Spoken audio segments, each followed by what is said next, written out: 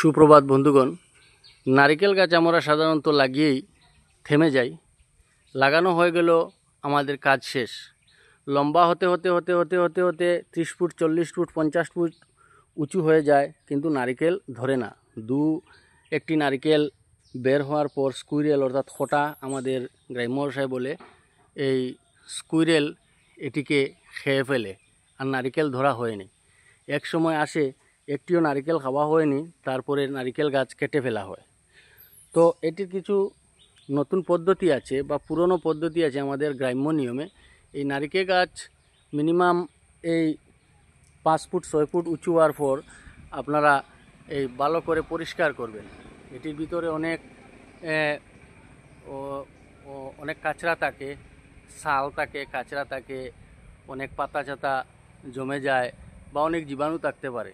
তাই আপনারা নিজে পারুন বা অন্যদের সাহায্য নিয়ে আপনারা ভালো করে এই যে পাতাগুলার ভিতর পরিষ্কার করে দেবেন।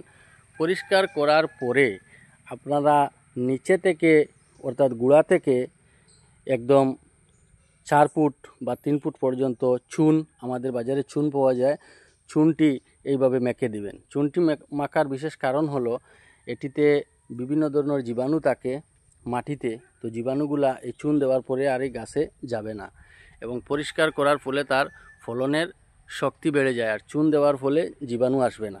তাছাড়া আরও কিছু পদ্ধতি আছে, আমি লিস্ট দিয়ে দেবো আমাদের গ্রাম্য পদ্ধতিতে। ইউটিউবে আপনারা দেখছেন যেভাবে কেরল বা অন্যান্য জায়গায় নারিকেল চাষ করা হয়, বিভিন্ন পদ্ধতি তারা অবলম্বন করে থাকেন, সার প্রয়োগ করে থাকেন। এই সারগুলো আমাদের গ্রাম্য পদ্ধতিতে দিলে গাছটি হয় মরে যাবে, না হলে অন্য ক্ষতি হয়ে যাবে। তো আমাদের গ্রাম্য পদ্ধতিতে এইভাবে আপনি চতুর্দিক কাটবেন।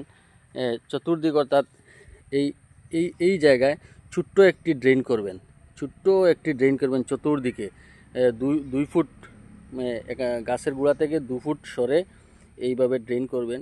করে এখানে সালফার, পটাশ, ডিওপি, ইউরিয়া এগুলো মিক্স করে এই চতুর্দিকে দিয়ে যাবেন বর্ষার সময়, এবং গোড়াতে চুন দিবেন। গাছটি পরিষ্কার রাখবেন, দেখবেন আশা করি ভালো ফলন আসবে ছোটো গাছেই, এবং প্রতি বছর নতুনভাবে এই ফলন গজাবে গাছ থেকে।